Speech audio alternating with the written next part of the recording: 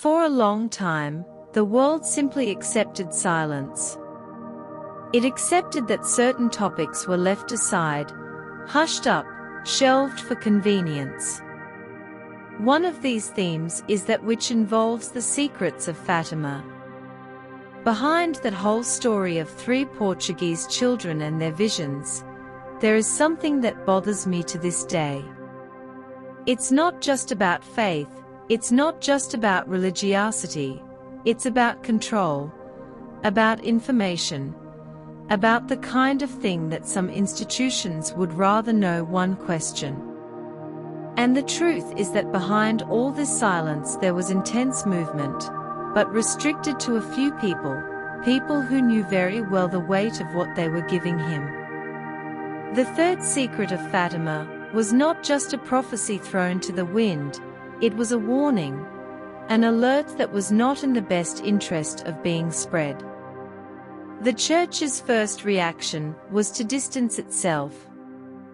Of course, he mentioned what happened, canonized the children, valued the events, but at the same time he treated the content of the secrets with an almost uncomfortable care, especially the last one, the third secret, always surrounded by mystery, by tension, as if revealing it could change something much greater than anyone imagined. As the decades passed, versions began to circulate, speculation increased. And the lack of a concrete answer made the doubt grow. If there was nothing wrong, why keep it hidden for so long? If the content was just symbolic, why the fear? Why the delay? Meanwhile, pressure was growing inside and outside the Church. Theologians, scholars, believers, everyone wanted to know what had actually been said by that child in 1917. But the official answers were always surrounded by half-words, by interpretations. It seemed more like a way to buy time than to clarify. And time passed. Popes came and went, and the secret remained there, kept hidden. The feeling was that there was a silent pact that certain truths would never be told. Truths that could shake faith.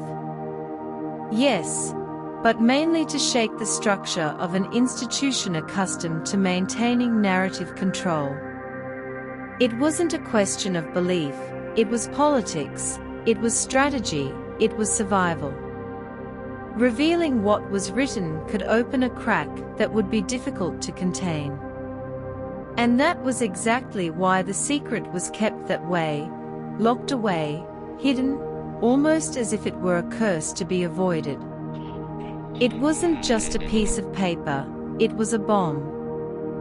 For years, Church leaders took turns maintaining this silence, some out of conviction, others out of fear, but no one touched on the central point, no one faced the question that was on everyone's mind. What that secret really said, and why the answer was never given directly. The whole time, there seemed to be an attempt to slow down curiosity, as if they expected the story to simply fade away over time, to be forgotten like so many others. But that didn't happen. The uneasiness only increased. Something there was bothering him. It was the way they avoided talking, the care with their words, the discomfort in their looks, the way the topic was treated as an inconvenience, and not as a divine event. It was visible, and what caught the most attention was the certainty that there was something behind it that no one wanted to face, until a name began to circulate differently among the corridors of the Vatican.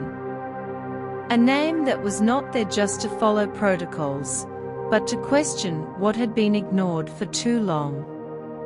A name that not only opened the vault, but also decided that hiding was no longer an option. And that was how Leo X entered history, not as just another person, but as the one who broke with everything that had been avoided. Leo X was not a common name within the Vatican. From the beginning, it was clear that he did not fit into the gilded frames that usually adorn the corridors of religious power. He had a more direct manner, a suspicious look at traditions that seemed untouchable, and a silent uneasiness in the face of everything that sounded like absolute truth. He did not climb the steps of the church merely as a devoted servant.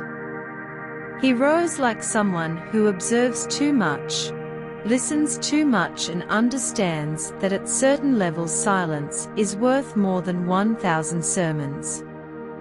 When he assumed the papacy, the Vatican was already a hardened terrain from decades of piled-up secrets. And the third secret of Fatima was among the most uncomfortable. It didn't take long for him to come across this buried file. A folder, an envelope with layers of protection, contents always treated with reverence and caution. They said that only popes could read it in its entirety, and even then some didn't even touch it. They just passed the responsibility on, like a burden they didn't have the courage to carry. But Leo XIV had something different. Instead of avoiding it, he wanted to know. He looked for it, asked for access, and did not ask symbolically. He demanded that it be brought. It was as if he already knew that there was more than just an ancient message inside. There was a trail of something that everyone had been trying to sweep away for too long. Even before opening the document, the atmosphere around was already tense. Advisors tried to dissuade him. They said that the content could be misinterpreted, that messing with it now would cause noise. But he did not give in, and when he read it, he did not react with the neutrality that was expected. He was silent for long minutes, then asked to be left alone. His gaze changed, as if something there had penetrated the layers of conviction he still held. What was written was not only shocking, it was direct, blunt, with disconcerting clarity. He was not just talking about faith, he was talking about crumbling structures, internal falls, spiritual corruption, and manipulation disguised as holiness. Beloved son, how are you today? Is there something that has been weighing on your chest or troubling your mind? Talk to me. I am here not to judge, but to carry this weight with you. Place this anguish in my hands and allow my strength to sustain yours. You don't have to face this alone. If you feel it in your heart, write in the comments what you are going through. This way, others will also be able to pray for you. Here we are, a chain of faith and comfort, and even in the darkest nights, I remain by your side. Leo XIV was not the type to read and put away. He understood the weight of the position, but also the weight of his conscience. What he had in his hands was not something that could be forgotten. And little by little he began to realize that part of the Church's resistance to divulging the true content did not come from fear for the faith of the faithful, but rather the fear that the high-ranking figures felt when they saw their masks threatened. He touched a hornet's nest, because he knew that the time for silence was over. I knew that what was there was not just an ancient prediction, but a denunciation that remained alive. Internal reactions were not long in coming. The movement behind the scenes began subtly. Truncated conversations, evasive looks, attempts at redirection. But Leo X was not willing to pretend he had seen nothing. And this began to create cracks not in the walls of the Vatican, but in the corridors where power is shared in whispers. He knew that by exposing this, he would put alliances, influences, and even his own permanence at risk. But he still decided to follow, because when he looked at that text, he didn't just see a secret, he saw a mirror. It was no longer just about faith. It was a choice between protecting the image or facing what had been avoided for more than a century. And he chose confrontation. He interfered where no one else wanted to interfere, because he knew that by remaining silent, the church was not only betraying its mission, but also colluding in a deception. And that was the breaking point. The moment when Leo X stopped being just another pope, he became the man who decided that, even surrounded by symbols and protocols, there were things that could no longer be hidden. To speak of the third secret of Fatima is to touch upon territory that for a long time was surrounded by a convenient fog. Since 1917, when 3 children reported seeing a luminous figure in a pasture in Portugal, much has been said, retold, softened, but never fully explained. The Vatican has always had at its fingertips what was said by children, especially one of them, the oldest, who was the one who wrote what he called the final secret. But the way in which this was stored, read, interpreted, and, above all, hidden raises an uncomfortable question to this day. What was so disturbing about this third part of the message that it was silenced by entire generations of popes? The first 2 secrets were revealed early. One spoke of a vision of hell, the other about the conversion of Russia and a possible new world war. Both had an impact, but they were both within a scope that people could absorb. The third, however, from the moment it was written, was sealed and kept with specific orders so that only the Pope could read it at a certain time, when he deemed it appropriate. That was enough to create a feeling that there was something much more serious going on. Not just a religious warning, but something that directly touched on powerful figures and structures within the church itself. For decades, what was officially known was that the document existed, but no one said what it contained. This fueled theories, doubts, and even a certain panic in more fervent groups. There were those who said that it predicted the end of the church, as we know it. Others spoke of a great apostasy coming from within. And later, when the Vatican finally decided to release the content to the public in 2000, what was presented seemed more like a symbolic, vague, generic description, a kind of enigmatic vision about a bishop dressed in white, being killed among ruins. But something was missing. It was missing density. It was missing a direct connection with what was already expected. It seemed incomplete, as if they had only shown a part or interpreted it in a convenient way. Many scholars who had indirect access to the text or who analyzed the speeches of the children themselves, especially Sister Lucia, began to question the official narrative. Details that she would have given in private letters were never addressed in the released version. The tone of the public text was more symbolic, while ancient accounts indicated that the content was direct, with strong words and clear references to the future of the church and the world. All of this added fuel to the fire. It wasn't just the content itself, it was the visible effort to soften the whole thing, to make the secret acceptable, less explosive. Leo XIV knew this. He was not taken by surprise when he read the actual text. He already had clues, he already knew parallel reports, he noticed the inconsistencies in the official discourse. But seeing the original text, without cuts, without adaptations, was something else. It was confirmation that a theater had been maintained for decades.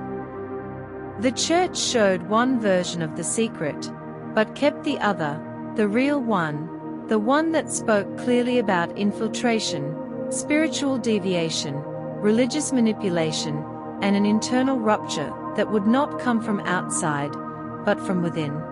A silent, corrosive rupture that was already happening. This kind of information, presented with precision and courage, would never be released to the public without causing shock.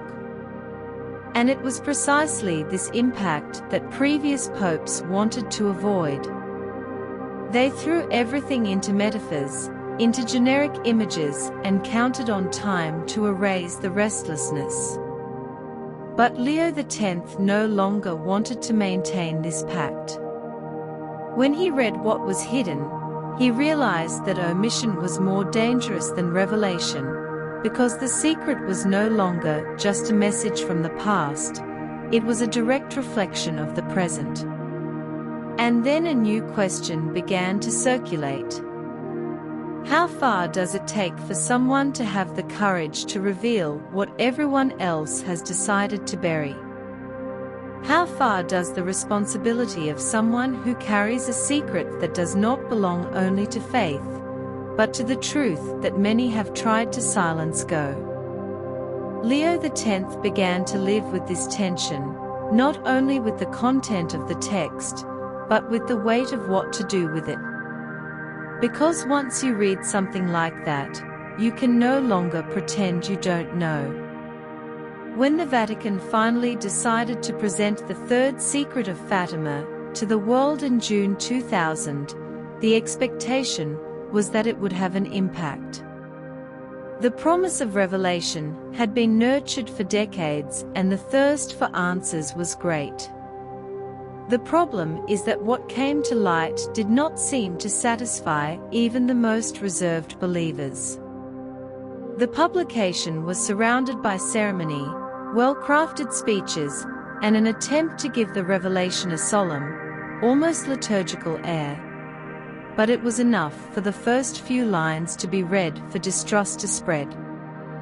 It seemed more like an exercise in symbolic language than a direct message from heaven. The text spoke of visions, mountains, angels with flaming swords, a city in ruins, a pope being killed, and everything described in such a distant, allegorical way that it was impossible not to ask a single question. Was that all? Those who followed the story from the beginning, who read Sister Lucia's own words, quickly noticed the absence of central elements. Something there didn't add up. The version given to the public ignored the mentions of apostasy, which was one of the most discussed points behind the scenes. He ignored the direct references to a crisis coming from within the church, to a kind of spiritual betrayal, and this caused the supposed official clarification to have the opposite effect. Instead of pacifying, it rekindled all suspicions. It was as if the Vatican had released a part, hoping that the people would accept it as the whole. But the void left between the lines was more evident than the content shown. It didn't take long for theologians, historians, and even religious people to begin to question it. Comparisons with old interviews, personal letters, and testimonies from those who lived with the protagonists of the story revealed a gap. It wasn't just a difference in interpretation, it was a clear omission. And none of this went unnoticed. The feeling that they were trying to shape the narrative in a controlled way was strong. And within the church's own structure, some began to wonder what was really being protected, the faith of the faithful, or something that, if exposed, would put the institution's image at risk. The Vatican's stance has always been defensive. They insisted that the published text was complete, that there was nothing more. But this insistence only increased the impression that they were trying to convince without arguing. The tone used in press conferences, interviews, and official notes always revolved around interpretations. They spoke of the content as if it were open to symbolic reading, as if each person could extract their own meaning. But from the beginning, Sister Lucia's letters indicated that the secret was clear, direct, incisive. There were no metaphors, there was an objective message. And it was there that the figure of Leo X began to gain even greater relevance, because unlike his predecessors, he was not interested in maintaining the comfortable structure of half-truths. He did not fit into this effort to transform a denunciation into a parable. For him, truth did not need to be molded to fit within the acceptable. It needed to be exposed, even if it was uncomfortable, even if it shook certainties. And it was exactly this stance that put him on a collision course with the most conservative sectors of the Church. Sectors that had long been building a wall around this secret, and now had that wall being cracked from within. The problem was not just the content that was omitted, it was the effect of the omission. By hiding part of the message, the Church called into question its own honesty, created a silent crisis of confidence, and caused many to walk away, not because they lost faith, but because they felt they were being manipulated. Because when an institution that carries the mission of announcing the truth refuses to face its own secrets, it loses more than its authority, it loses its soul. And Leo X knew it. I knew that it was no longer possible to continue supporting this structure of adapted versions. The time for doubt had already passed. What existed now was a concrete restlessness, fueled by the glaring difference between what was promised and what was delivered. And while the Vatican kept repeating that everything had been revealed, Leo X was preparing a movement that would not only bring the truth to light, but would also dismantle the logic of silence that had reigned for so long, because he knew that the real secret was not only in what was written in 1917, but in what had been done with it since then. Somewhere hidden inside the Vatican, far from the ceremonial rooms, there is an archive that does not appear on maps or guided tours. A place where documents are not just stored, they are locked, isolated, forgotten, but never by chance. There, where silence weighs more than any prayer, the true third secret of Fatima was kept for decades. Not the public text that made headlines in the year 2000, but that handwritten manuscript, rigorously preserved, a paper that passed through few hands, but left its mark on each of them. The version that was not included in the press conference, that did not appear in official documents, that did not circulate among the faithful. This was the piece that supported the entire containment effort. It was a text that was simple in form, but impossible to ignore in content. The words put so directly did not allow for comfortable interpretation. They did not suggest symbols, they accused, denounced, pointed to the very structure of the Church, revealing a spiritual erosion disguised as holiness. Sister Lucia, who wrote The Secret under direct orders, made it clear that these were not metaphors. What she saw and reported involved betrayal of principles, distortions of doctrine, infiltration of interests foreign to the purpose of faith. And this document, from the beginning, was treated as a threat. The instruction was clear: keep the content out of the hands of anyone who might give it voice. Only the Pope could read it, and even then, under oath of confidentiality. Over time, this became the rule, a cycle of silence in which popes read and preferred to keep the pact. Some never even touched it. Others said they read it, but never talked about what they saw. And with each new generation, the document was transferred, sealed, ignored. The only constant was fear, the fear that, if revealed, the content of that paper would destroy the image built over centuries. A fear that was greater than faith in the mission to lead the truth. It was in this heavy atmosphere that Leo X entered the scene. When he took office, the secret was still there, intact. An envelope inside a wooden box hidden behind reinforced doors, filed away, as if it were a real danger. When he requested access to the document, he did not do so out of protocol, he did so because he already knew the rumors. I knew there were two texts, one presented to the world, the other shelved, and I wanted to see them for myself. I didn't want intermediaries or summaries.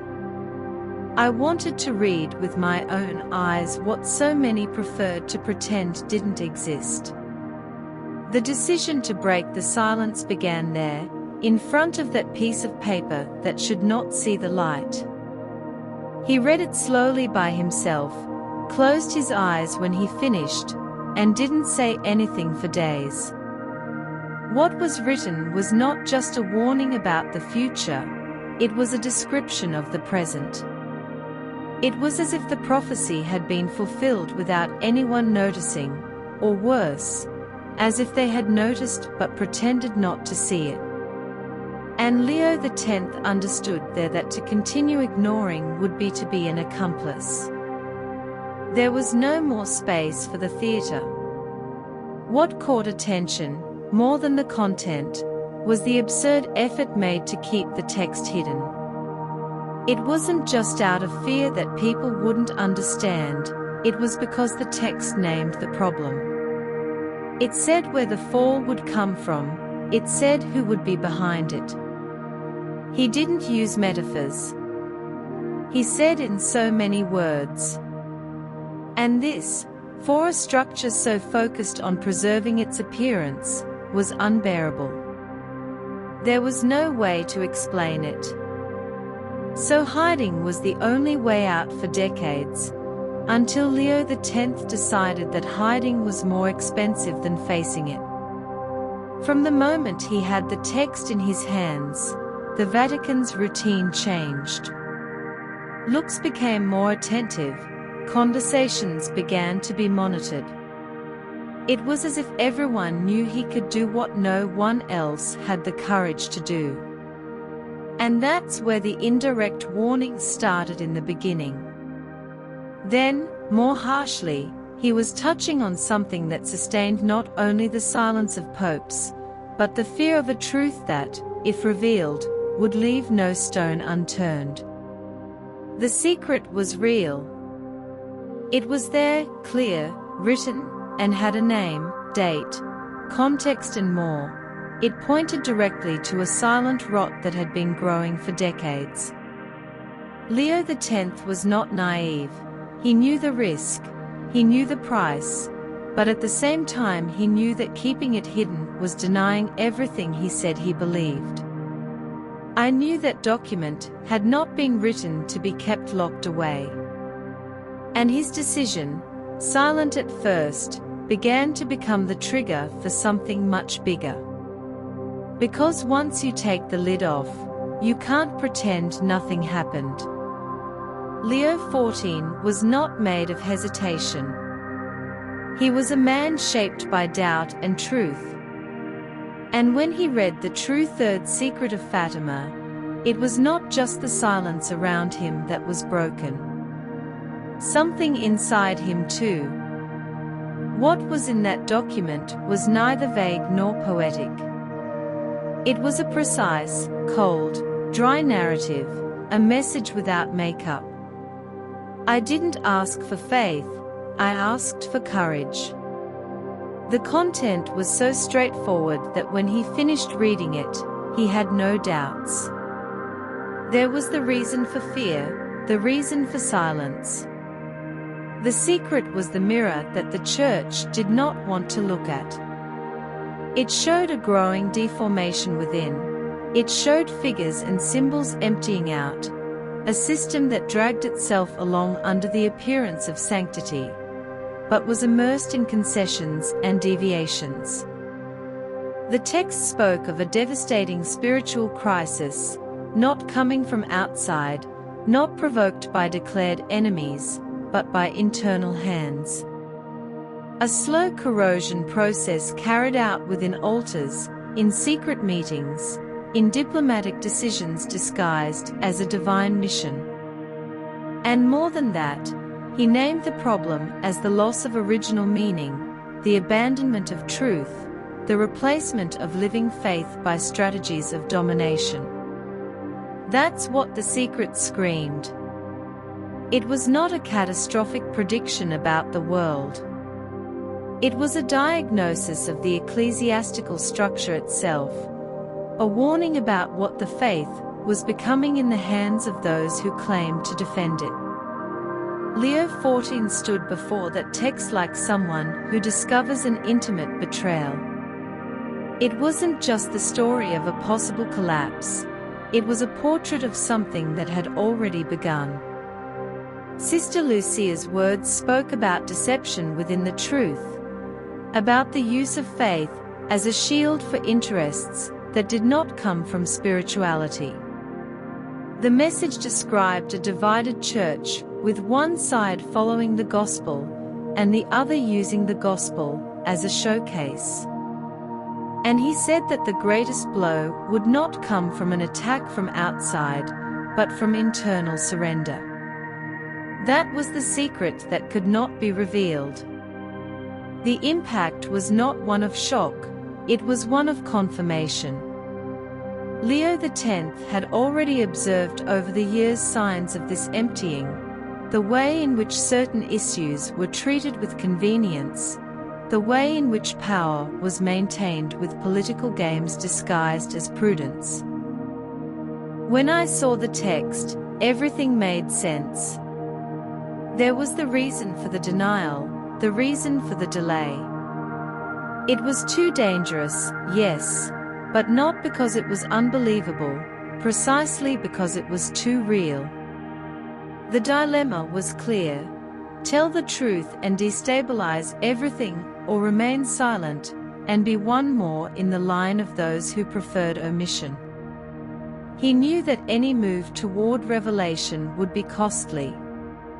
The structure would not support the weight of the confession, and those who benefited from this silence would do everything to keep things the way they were.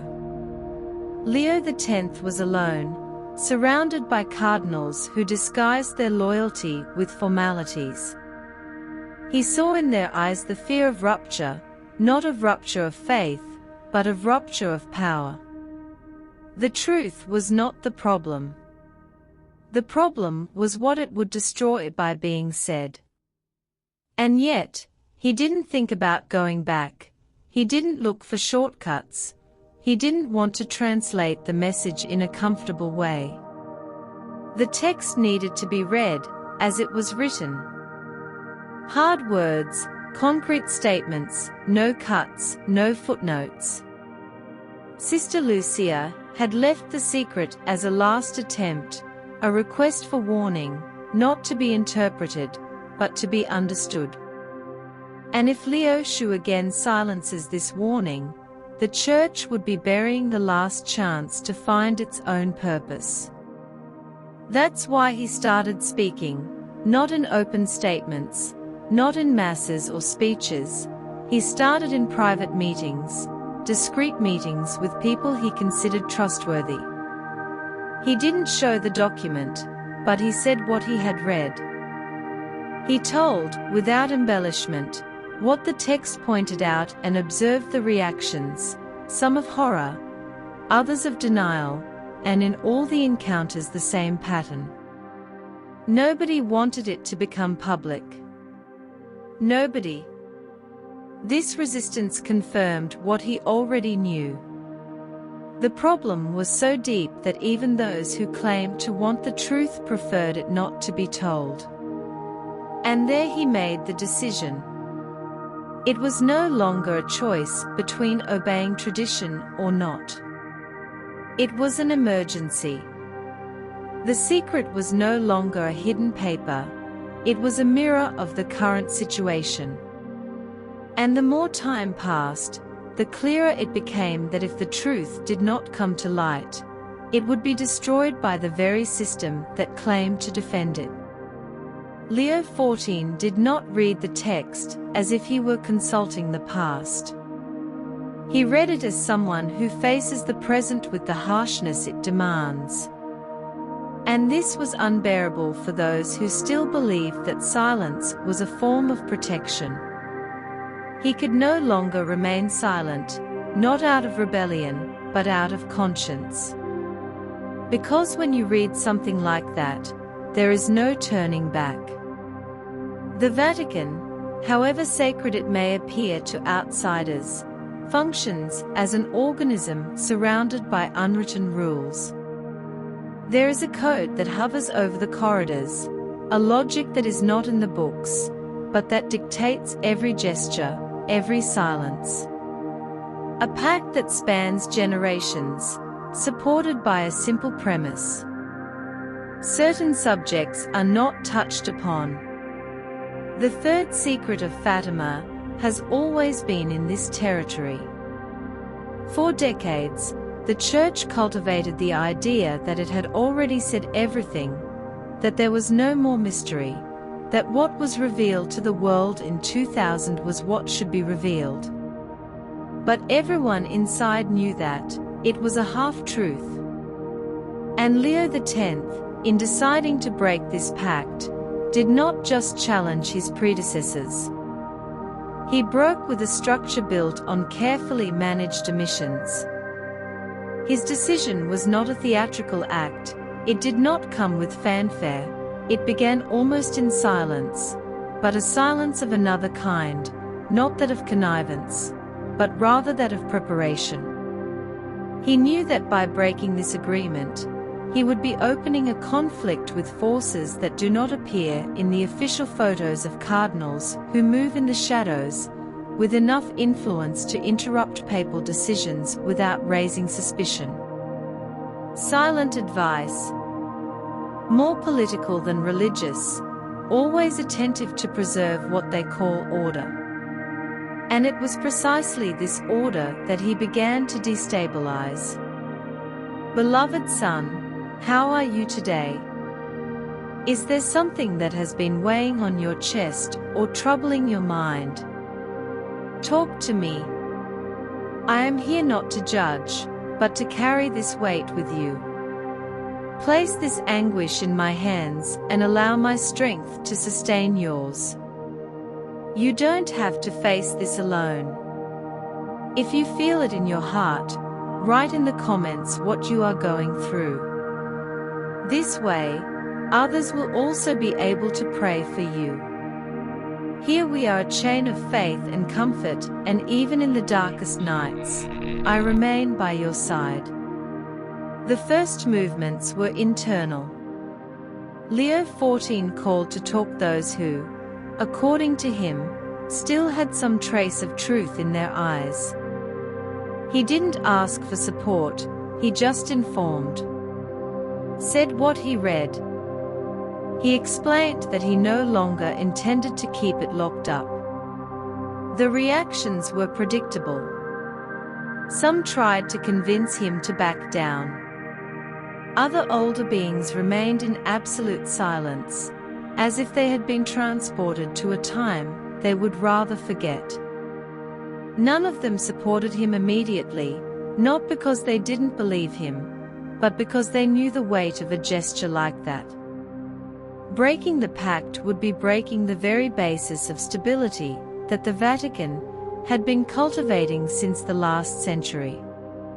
Tension grew rapidly, the climate changed, meetings became rarer, invitations to diplomatic engagements became more spaced out, and information, that had previously been easily passed on began to be withheld. It was as if Leo XV had crossed a line and was henceforth under surveillance. But he didn't back down and went further.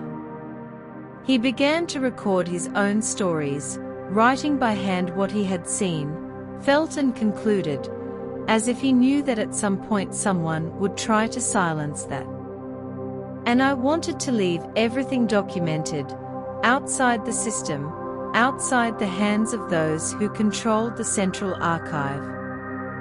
These reports began to circulate clandestinely. They ended up in hands he trusted, and with each new copy delivered his certainty grew. There was no turning back. The pact was broken. It was no longer just an untold secret. It was now a crisis of trust between him and the Vatican's hardcore. Silence, which previously served as a shield, became a weapon against him. The pressures increased subtly at first. They suggested leaving for health reasons. They hinted at the need for a spiritual retreat. None of this shook him. He knew the game. The definitive break came when he let it slip in a closed speech. The sentence that broke the varnish. The truth that was written by a child over a century ago is still more honest than many hear. That sounded like a direct accusation. The room froze and everyone there understood. He wasn't pretending anymore. Leo XIV had declared war on the pact, a war without weapons, without shouting, but with something even more dangerous: exposure. From that point on, there was no more possible dialogue. Those who wanted to keep him under control began to see him as a threat. And he, surrounded, knew that he was dealing with something that was no longer just doctrine. It was raw politics. It was power dressed in faith, and he would no longer accept that. Not after what he saw, not after knowing what was hidden. The breaking of the pact was not a symbolic act. It was a deep cut that shook everything the Vatican pretended to have under control, and this break spread. Even though the secret remained officially locked away, Leo X's Act had started a process that could no longer be held back, because once the truth begins to circulate, even if whispered, it contaminates. It disturbs and it exposes. What Leo XIV read and decided not to keep quiet about was never fully exposed. But what escaped was enough to destabilize everything. What the Church refused to reveal, the passage kept locked away for generations, spoke directly, with no room for metaphors. It was a denunciation, a warning and a diagnosis, all at the same time. The child who wrote the secret was not trying to poetize a possible future, but to record, with the simplicity of someone who did not know the weight of his own words, a vision that reached the heart of the ecclesiastical structure. The real text was not about wars or natural events. It was about a downfall that would begin within the Church itself. One of the phrases that circulated among the few who had access said something similar to, "The altar will be divided and deception will wear the robe of the sacred." This alone shows the kind of content the Vatican has tried to stifle. The text was not speaking figuratively about a bishop dressed in white being killed by soldiers. This is what they gave the world to divert attention. The true content pointed to a slow and deliberate process of infiltration, where ideas and values contrary to the original gospel would come to be accepted, encouraged and normalized from within. The secret spoke of a spiritual distortion sponsored by those responsible for preserving it. There were According to reliable reports from internal sources, clear references to a doctrinal crisis that would involve the relativization of truth, the dilution of the role of the Church, and a veiled submission to global political interests. No metaphors, no visions open to interpretation. It was direct. The secret revealed that in the future, ecclesiastical leaders would use the name of God to promote values contrary to the faith they claim to defend, and that this would not happen in an explosive way, but with small concessions little by little, until it was no longer possible to recognize what is true and what is imposture. That is why the document was hidden, because if read carefully, it would cast doubt on the behavior of many within the hierarchy itself, would reveal that the moral, ethical and spiritual crisis was not the result of external attacks, but the result of an internal abandonment that the Church, at some point in time, would cease to be a beacon and become a reflection of the world it claimed to fight. And most seriously, the secret indicated that all of this would begin to happen without fanfare, without major ruptures, but with the consent of those who claimed to be guardians of the faith.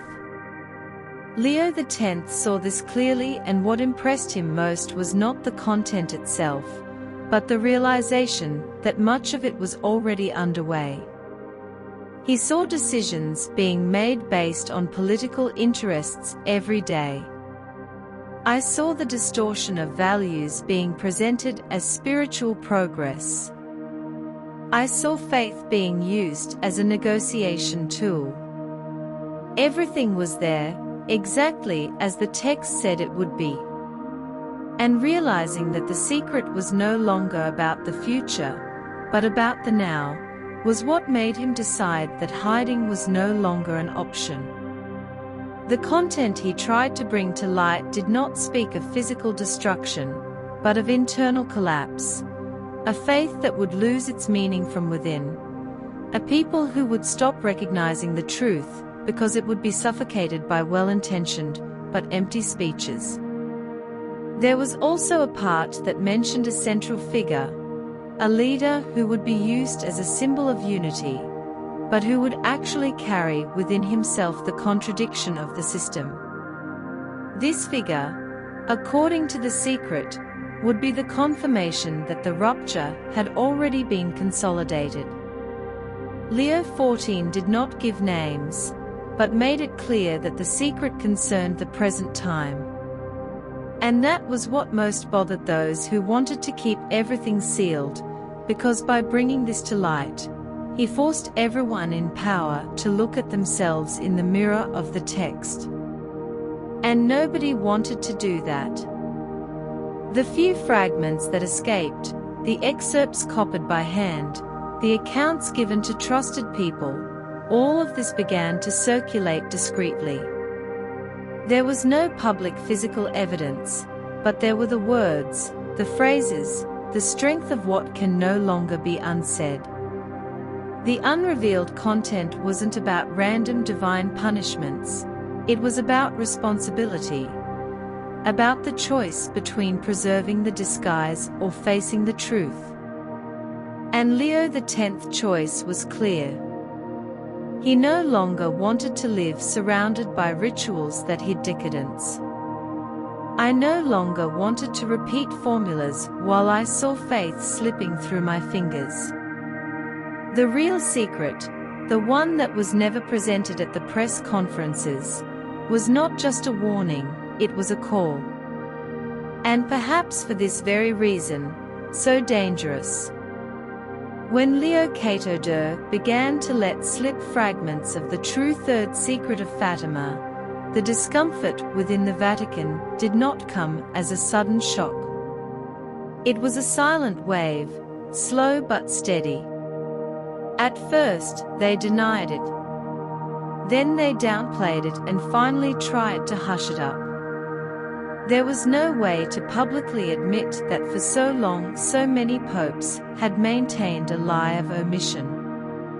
It was easier to discredit Leo X, to paint his movements as exaggeration, to claim that he was overinterpreting a text that had already been revealed. But those who really knew the content understood that he had crossed a line that no one else had the courage to cross. And the internal response was not just cold, it was hostile. Within the corridors, where everything is decided, his name became synonymous with instability. Documents began to circulate without his signature. Decisions that should have been made by him were forwarded directly to other sectors. The move was clear: to isolate, to remove their influence without appearing to be doing so. And meanwhile, the tension grew. Those who still maintained some commitment to the truth began to seek out Leo XIV. In discreet conversations scheduled outside of protocol, they came more to listen than to advise and left silent, carrying a weight that they did not know where to leave. The impact of the revelation spread like a crack that begins invisible. It wasn't just the content of the secret that bothered him, it was the fact that he was right. Much of what was said there was already happening. Institutionalized faith became increasingly bureaucratic, diluted, and soulless. The direct connection between the sacred and the people gave way to obscure discourses centered on figures, strategies, and diplomatic agreements. And the Church, which had always been quick to react when threatened from outside, was completely paralyzed by what came from within. Leo XIV did not expose the secret with revolutionary intentions. He exposed it because he understood that the revolution was already underway, just in silence. The most influential sectors of the Vatican responded with what they do best: narrative control. They began to plant versions suggesting that Leo X was emotionally shaken, that he had interpreted the text in a radical way, that his decision to spread parts of the content was irresponsible. But behind the curtain they knew that it was not an exaggeration. It was a desperate attempt to maintain stability, not of faith, but of power. The situation worsened when some of these fragments began to leak beyond the Vatican walls. Outsiders, scholars, independent religious people began to quote parts that had never been published, passages that could only have come from within. This created a new crisis. The Vatican found itself surrounded, no longer able to support the official version. Denying it was no longer enough. The questions came back, this time sharper, more demanding. Why was the secret hidden for so long? Why were previous popes silent? And most importantly, what exactly is happening inside the Church right now? Leo XIV. Aware that the siege was closing in, he did not retreat, but he also did not try to force anything. He just continued. He continued talking, he continued writing, he continued distributing, not on social media, not in fiery speeches, but in the way he knew was most effective: direct, personal, human. A letter here, a conversation there, a message left where it shouldn't be. And with that he created something that the Church could no longer contain. Doubt, not in a destructive sense, but in a vital sense. The doubt that makes people question, search, confront. The internal discomfort grew to the point of becoming a veiled dispute. Leo X began to be accompanied by members who claimed to protect, but who in practice served to monitor. He knew, and that's why he accelerated. Time had become a critical factor for him. The secret needed to be in more hands. needed to circulate to the point where it could no longer be erased, and it managed to do so, not with fanfare, but with method, with precision, with a type of faith that does not need leather. The impact of the revelation has not yet been fully felt, but within the Vatican, the signs are clear: more closed-door meetings, important clerics avoiding public appearances, thorny issues being taken off the agenda. All this shows that something has broken, something that will not be put back together with silence. The discomfort is not due to fear of the people. It is due to fear that the people will understand, because if they understand, they will no longer accept it. And if they don't accept it, the castle of control begins to crumble in ways no one imagined, because of the truth that was written by a child, hidden by cardinals, and rescued by a man who decided not to go along with it. When the truth escapes, there is no way to collect the fragments. The control that seemed absolute, the structure that was sustained by silence and repetition, begins to crack from the inside out. Leo XIV knew this. He did not expect glory or recognition. He knew that his decision to break the pact of silence about the third secret of Fatima would not put him on a pedestal. On the contrary, he was aware that his choice would make him a disposable piece in a game that would never admit its own flaws. But the issue wasn't him, it never was.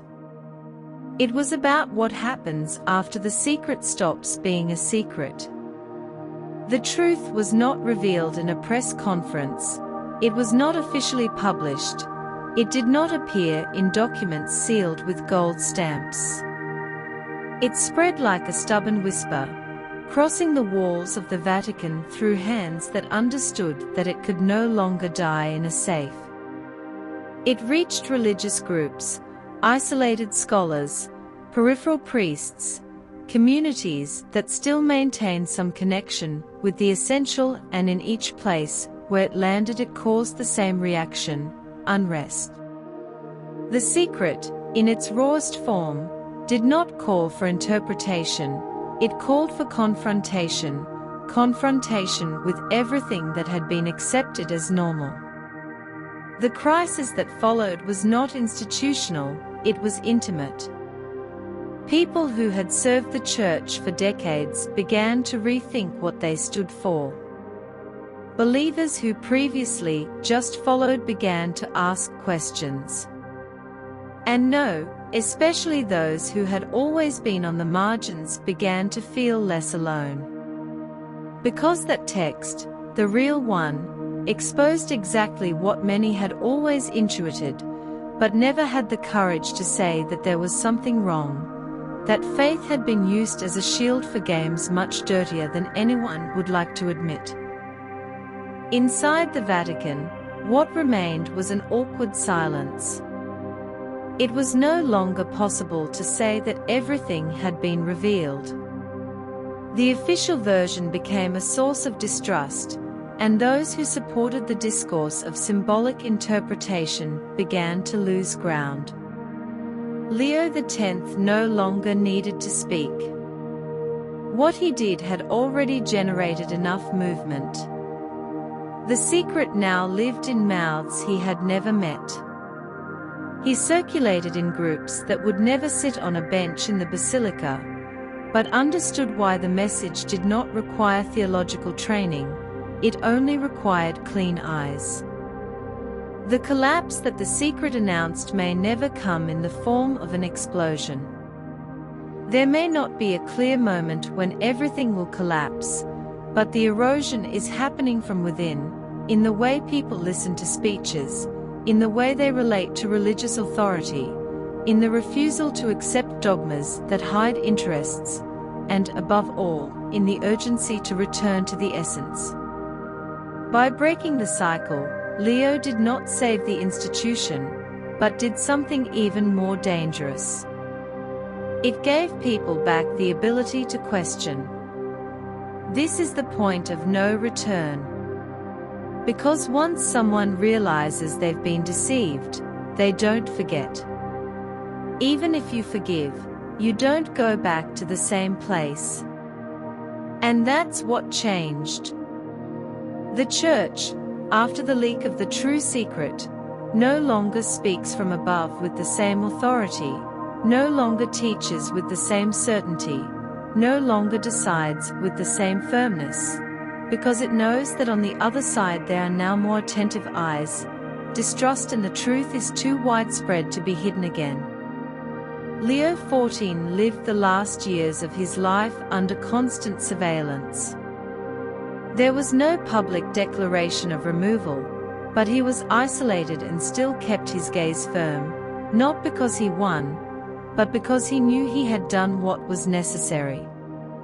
The secret of Fatima, the one that no one wanted to reveal, was finally where it should have always been, in the hands of the people, not as a curiosity, not as a theory, but as a denunciation.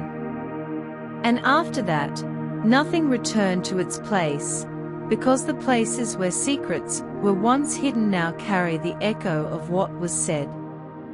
And the echo is insistent. Every time you try to re-establish control, the truth interrupts.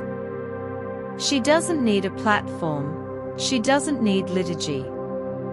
It is enough that it is alive in those who refuse to be silent. And that was the greatest impact of Leo's gesture 14.